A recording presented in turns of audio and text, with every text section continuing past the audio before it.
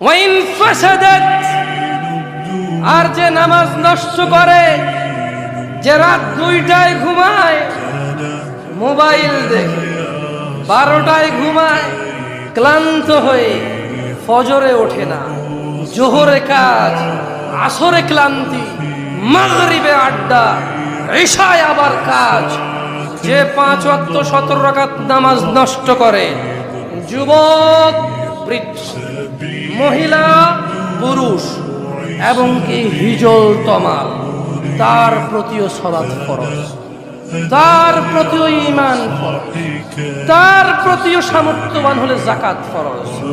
ইসলামী শরীয়ত শুধু পাগল আর নাবালক বালেগ বুঝদার হওয়া পর্যন্ত, ঘুমন্ত অজ্ঞান ব্যক্তি জাগ্রত বা হুঁশে আসা পর্যন্ত, এই 3 ব্যক্তি বাদে লিঙ্গ নেই, বয়স নেই, যুবক বৃদ্ধ সিস্টেম নেই ইসলামে।